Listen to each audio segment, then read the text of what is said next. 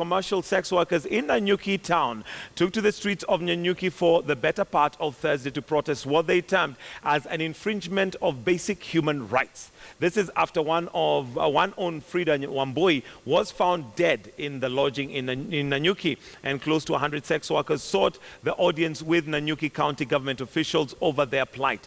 KTN senior reporter nderi spoke to some of the commercial sex workers who gave a personal account of what they immersed as themselves and trade in the challenge that they face.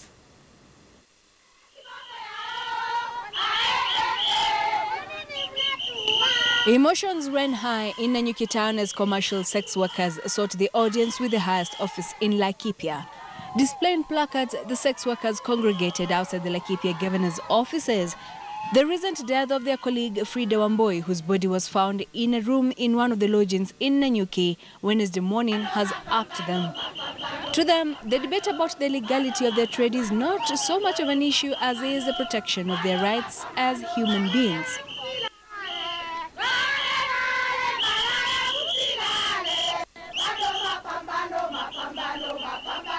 Kwa wenye wanasema kuhusu kuuza ngono, wanastahili kuelewa sisi wote hatuwezi kuwa madaktari, sisi wote hatuwezi kuwa pilot, hatuwezi toshea kwa hizi ofisi, sisi wote hatuwezi uza nyanya. Kwa hivyo wakati create employment, wanastahili understand. Kwa saizi mimi watoto wangu wanakula hiyo job, si ndio?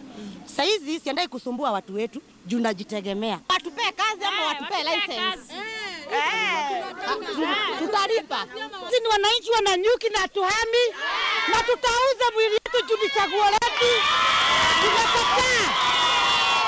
It is the high time the Kenyan government itushughulikie kama mwanaraia mwingine yeyote, kwa sababu we are taxpayers.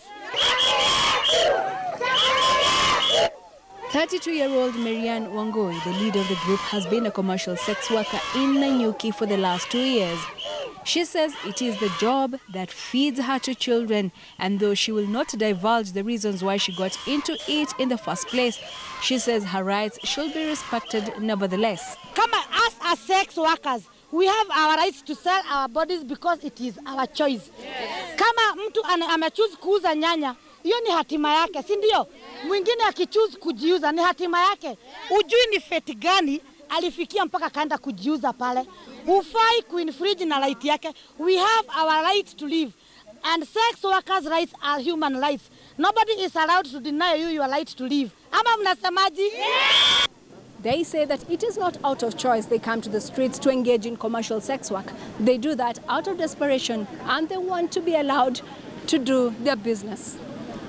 Maureen Nkirote, who is 28 years old, is also a mother.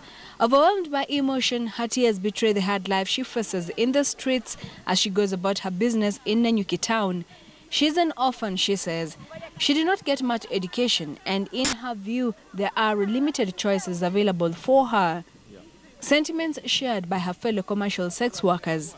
Na niko na watoto na lazima wakule na wakunywe. Sasa nitafanya aje? Wacha nikwambie, mimi ni mzazi na mimi sitaki watoto wangu wafilisike kama mimi. Ndandu na nini wasiniulize. Asiyasoma. Mimi wasiniulize swali. The challenges they face are insurmountable. Kwa room tunakuwa mimi na client wangu. Kwa hivyo nikirepiwa, hakuna mtu watatu walikuwa hapo. Ukienda polisi, OCS anakuambia ukuje na mshahidi. Utatoa wapi mshahidi na mlikuwa kwa lodging mkiwa wawili? Tunakutananga na mambo mingi sana hii town. Unaweza kutana na mtu wa kufanya bila condom, unaweza kutana na mtu wa kushape, unaweza lipiwa yani.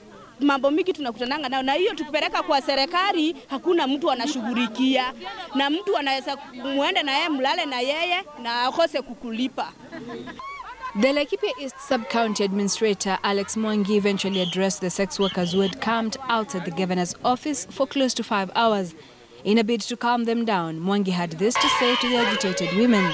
Everybody has a light of being doing his business. He asked the sex workers to elect representatives with whom officials from the Laikipia County government would meet with to chart the way forward. And we are not talking about whether legal or illegal. These are residents, whatever kind of a job they are doing, that is not part of it. The women insist that they have rights that should be protected, and as sex workers, they should not be looked down upon. Carol Nderi, KT News, Nanyuki, Laikipia County.